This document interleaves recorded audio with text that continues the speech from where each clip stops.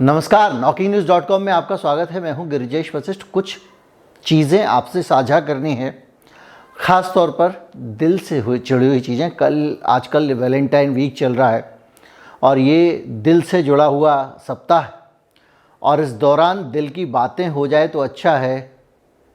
दिल तो बच्चा है जी, लेकिन वो धड़कता भी है और दिल कभी कभी जब नाकाम हो जाता है, असफल हो जाता है, फेल हो जाता है तो जाने भी ले लेता है।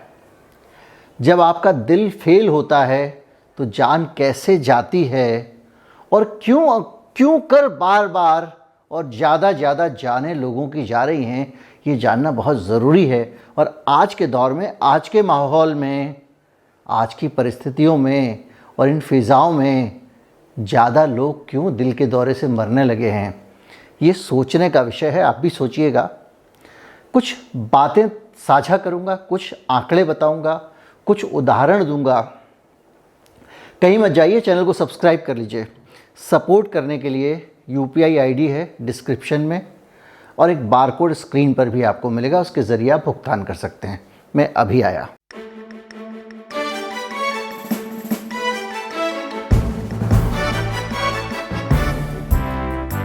दो 2030 तक दिल के मामले में क्या होगा, दिल से मरने वालों की संख्या कितनी हो जाएगी, इस पर कुछ एक्सपर्ट्स अपनी राय दे रहे हैं और कुछ लोग कह रहे हैं कि ये मात्रा बहुत कम बताई जा रही है और 2030 तक दिल की बीमारियों से 30 मिलियन यानी 3 करोड़ लोग मरने वाले हैं 2030 तक।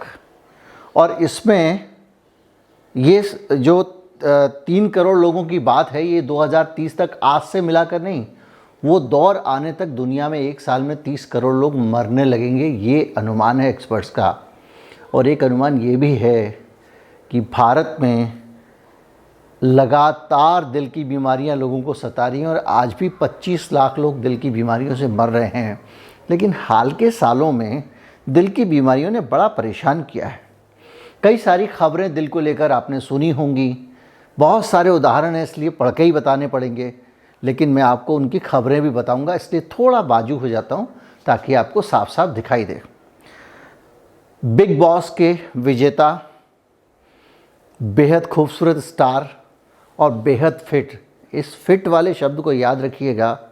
सारी खबरों में आपको बार बार ये फिट शब्द याद आएगा कि यार इतना फिट, इतना एक्सरसाइज, इतना डेडिकेशन और हार्ट अटैक। सिद्धार्थ शुक्ला का बाकायदा हार्ट अटैक से उसकी मौत हुई। ज़बरदस्त जिमिंग करते थे, 6 पैक्स एब्स थे उनके। और इसके अलावा जो सिद्धार्थ शुक्ला थे वो आपका जो बिग बॉस होता है उसके भी विनर रह चुके हैं। यानी एक ऐसा हैपनिंग नौजवान, हर आदमी उसको इंस्पायर करता था। हार्ट अटैक से मौत हो गई, कौन सोच सकता था। रोहित सरदाना की मौत आप भूले नहीं होंगे। कथक सम्राट बिरजू महाराज, फिटनेस का जहाँ तक सवाल था वो घंटों नाच सकते थे, पूरी ज़िंदगी नाचते रहे, उनके पैर कभी थमते ही नहीं थे। लोग कहते हैं डांस बहुत अच्छी एक्सरसाइज होती है। बिरजू महाराज अचानक चले गए हमारे सबके सामने। एक आदमी जो एशियन गेम्स का अवार्ड विनर है, गोल्ड मेडलिस्ट है, जो फिटनेस के लिए ही जाना जाता है, जिस आदमी ने बाकायदा महाभारत में भीम का किरदार किया, वो सुशील कुमार हार्ट अटैक से चले गए। इस तरह के हार्ट अटैक हो रहे हैं लगातार, समझ में भी नहीं आ रहा है कि क्यों हो रहे हैं। बॉलीवुड स्टार रमेश देव 285 से ज़्यादा फिल्में की, बेहद फिट थे, उम्र थोड़ी ज़्यादा थी मान लिया जाए, लेकिन हुआ heart attack. Puneet Rajkumar fit and fit, बेहद सुदर्शन फिल्म अभिनेता, कौन कह सकता था इस छोटी सी उम्र में उनका हार्ट अटैक हो गया। मज़ेदार बात यह है, दुखद ये है बल्कि, कि जितने भी हार्ट अटैक के मामले हमारे सामने आ रहे हैं उन सारे मामलों में मीडिया अपने हिसाब से या जो एक्सपर्ट्स अनुमान लगा दे रहे हैं, और अभी तक कहते थे एक्सरसाइज करोगे तो हार्ट अटैक नहीं होगा। अब जो खबरें छप रही हैं उनमें बताया जा रहा है कि भैया इनकी मौत ज़्यादा एक्सरसाइज करने से हुई है। ये बात कही जा रही है हार्ट अटैक एक्सरसाइज करने से। आप कह रहे हैं तो सही कह रहे होंगे। वरुण धवन अभी पिछले दिनों शूटिंग कर रहे थे। वरुण धवन शूटिंग के दौरान उनका बहुत अजीज़ और नज़दीक का एक ड्राइवर था, उसको हार्ट अटैक हो गया। यंग आदमी था। अमिताभ दयाल बेहतरीन अभिनेता, रीवा के रहने वाले थे, अचानक हार्ट अटैक, यंग थे काफ़ी। सिंधुताई सपकाल, उनको पद्मश्री अवार्ड मिला था, बहुत अच्छी सोशल एक्टिविस्ट थीं और उनका हार्ट अटैक से निधन हो गया। सुब्रत मुखर्जी टीएमसी के नेता, मैं आपको ऐसे नंबर्स में भी आंकड़े बताऊंगा, केवल उदाहरण नहीं दे रहा हूँ, एक नंबर मैं आपको बता चुका हूँ। और फिट आदमी थे, हमेशा सक्रिय रहते थे, उनकी फिटनेस की लोग तारीफ़ किया करते थे और आखिर में वो चले गए। एक दिन में 30 मरीज ब्रेन स्ट्रोक और हार्ट अटैक के हो रहे हैं। 39 मरीज, ये हेडलाइंस देख लीजिए आप। एक दिन में 30 मरीज, आप कल्पना कर सकते हैं, हार्ट अटैक और ब्रेन स्ट्रोक, और दोनों की वजह क्या होती है? रक्त में थक्के जमना, सांस में तकलीफ, रक्त में थक्के जमना। आगरा के अस्पताल में 2 लोगों की मौत हो जाती है। भोपाल में डॉक्टर CS जैन, बहुत पुराने और नामी डॉक्टर थे, एक पार्टी में डांस कर रहे थे, डांस करते करते उनकी मौत हो गई। और अभी हाल ही में आपने एक वायरल वीडियो देखा होगा, एक महिला अपने बेटे की शादी की खुशी में नाच रही थी, नाचते नाचते उसको हार्ट अटैक आया और जहाँ खड़ी थी वहीं गिरी और अपने बेटे की गोद में, अपने बेटे की बाहों में गिरकर उस माँ ने हार्ट अटैक से दम तोड़ दिया। ये बहुत सारी चीज़ें हैं। दिल्ली मुंबई कॉरिडोर का बन रहा है एक, वहाँ पे कुछ लोग धरना दे रहे थे, किसान, हार्ट अटैक हो गया। लोको पायलट ट्रेन चला रहा है, ट्रेन चल रही है, चलती जा रही है, अचानक ट्रेन चलाते हुए हार्ट अटैक हो गया। लोग खड़े खड़े चलते फिरते हार्ट अटैक का शिकार हो रहे हैं। वही बार बार थक्का, खून का थक्का। 45 साल के एक पूर्व सैनिक की हार्ट अटैक से मौत हो गई।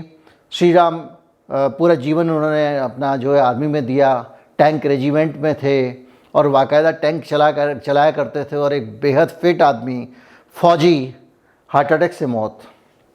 फरीदाबाद के 17 साल की एक लड़की है आरती, उसको कोविड वैक्सीन लगाई गई थी, अगले दिन उसकी हार्ट अटैक से मौत हो गई। अगले दिन उसकी मौत हो गई। लोगों ने हंगामा किया, जांच की तो कारण बताया गया कि हार्ट अटैक से हुई थी। ये साथ में कहा गया कि वैक्सीन से कुछ नहीं हुआ था, लेकिन आप वैक्सीन से कोई मरता है ऐसे का कोई सिस्टम नहीं है। आदमी मरता तो दूसरी चीज़ों से ही है, ये हार्ट अटैक से मरी थी। क्यों वैक्सीन के सर पे, इतनी भोली भाली वैक्सीन है, क्यों उसके सर पे पाप लादना। वृंदावन के बांके बिहारी मंदिर के गेट पर एक आदमी मगन है भगवान की भक्ति में, हार्ट अटैक, वहीं की वहीं मौत हो गई। भीड़, जल्दी किसी तरह से भीड़ में से लोग उसको निकाल के ले गए। बागपत में चुनाव चल रहा था, चुनाव अभी की बात है। उस चुनाव में तैनाती के लिए दरोगा जी आए हुए थे, पीलीभीत में तैनात थे दरोगा जी, बागपत में चुनाव ड्यूटी लगी थी, हार्ट अटैक से मौत हो गई। गजानन चिंचवड़े बीजेपी के नेता थे, उनकी मौत को पहले सुसाइड बताया गया, बाद में पता चला नहीं ये तो हार्ट अटैक है। एक और नेताजी हैं, वो हनीमून मनाने गए थे अपनी प्रेमिका के साथ में, घर पे बोल के गए थे जा रहा हूँ, एक होटल में ठहरे हुए थे और वहाँ पे अचानक उनको हार्ट अटैक हो गया, उनकी मौत हो गई। लोगों ने बहुत सारे अनुमान लगाए लेकिन पता चला नहीं, उनको तो हार्ट अटैक हुआ था। श्रीनगर में एयरपोर्ट के ड्रॉप गेट पे खड़े खड़े जवान को हार्ट अटैक हो गया। अब ये सारी चीज़ें अगर आप थोड़ा सा जोड़ें मिलाएं तो कुछ ऐसा है जो कह रहा है कि कुछ बदला है। जैसे कि ये आंकड़ा जो मैं आपको बताऊंगा, ये आंकड़ा है आपका NCRB का आंकड़ा। 2018 के मुकाबले अगर आप देखें तो उसके अगले ही साल 8.7% ज़्यादा लोग मारे गए, और इसी तरह से उसके अगले साल 9 कुछ और फीसदी लोग ज़्यादा मारे गए, यानी हर साल 10% ज़्यादा लोगों की मौत हो रही है। 19-20 में 21 का आंकड़ा आया नहीं है। और मैं आपको एक और बात बता दूं कि हार्ट अटैक से मौत का आंकड़ा मिलता नहीं है कहीं पे। NCRB national crime record bureau दुर्घटनाओं से मौत का जो आंकड़ा इकट्ठा करती है उसमें कुछ हार्ट अटैक के केस रजिस्टर हो जाते हैं, कुछ केसेस, ये उनका आंकड़ा है। आदमी गया अस्पताल में, डॉक्टर ने कहा भैया हार्ट अटैक है, नेचुरल डेथ हो गई एक तरह से, घर ले आए, अंतिम संस्कार कर दिया। कहाँ है रिकॉर्ड? किसी भी मामले में आपके साथ यही होता है कि आपकी एक व्यक्ति गया अस्पताल में, उसको हार्ट अटैक हुआ, डेथ हो गई, घर ले आए, अंतिम संस्कार कर दिया। कौन वहाँ रजिस्टर कर रहा है कि ये डेथ हो गई और इसका कारण हार्ट अटैक था, ब्रेन स्ट्रोक था? तो मामले जो आ रहे हैं आप देखिए, इसमें एक तो सांस की दिक्कत बता रहे हैं, वो भी क्लॉटिंग से जुड़ी हुई है, ब्रेन हीमोरेज और हार्ट जो है उसका फेल हो जाना। लगातार इस तरह के मामले आ रहे हैं। और हमारे समाज में कम से कम जब आप एक बड़ी महामारी से गुजर रहे हों तो आपकी स्कैनिंग बहुत स्ट्रांग होनी चाहिए। आपका पूरा का पूरा सिस्टम इस बात पे नज़र रखे कि कौन कौन से पैटर्न समाज में देखने को मिल रहे हैं, कौन सी लॉन्ग टर्म बीमारियां लोगों के अंदर पैदा हो रही हैं, कौन सी शॉर्ट टर्म बीमारियां पैदा हो रही हैं, जो हमने वैक्सीन लगाई है उसके लॉन्ग टर्म साइड इफ़ेक्ट क्या हैं, शॉर्ट टर्म साइड इफ़ेक्ट क्या हैं, एक कंपनी के साइड इफ़ेक्ट क्या हैं, दूसरी कंपनी के साइड इफ़ेक्ट क्या हैं। मैं मानता हूँ पहले मन में ये रहा होगा कि वही वैक्सीन की हेजिटेंसी रहेगी, लोग वैक्सीन नहीं लगवाएंगे, सबको वैक्सीन लगाने से ही समाज को बचाया जा सकता है, ऐसी धारणा थी। और उस धारणा पे काम कर रही थी सरकार, और उस धारणा से अलग होकर वो काम नहीं करना चाहती थी, मान लिया। लेकिन अब वैक्सीनेशन बहुत ऊपर के स्तर पर पहुंच चुका है, लगभग सबने टीका लगवा लिया है और सरकार के हिसाब से अब हर्ड इम्यूनिटी वाली स्थिति है। तो ऐसे में सरकार अब ईमानदार होकर बगैर वैक्सीन हेजिटेंसी की बात दिमाग में लाए, एक डाटा एनालाइज करनी चाहिए और नज़र रखनी चाहिए। क्योंकि कई बार ये होता है कि बहुत सारी चीज़ें होती हैं हमको पता नहीं होती हैं, बहुत सारी दवाएं होती हैं जिनको हमको पता नहीं होती, हम उसको बरतते रहते हैं और एक समय ये आता है कि 5 साल बाद 10 साल बाद पता लगता है कि इसके तो बड़े ख़तरनाक साइड इफ़ेक्ट थे, इससे तो ये हो जाता था, इससे तो बच्चे विकलांग पैदा होते थे। बहुत सारी दवाएं हमने देखी हैं पहले।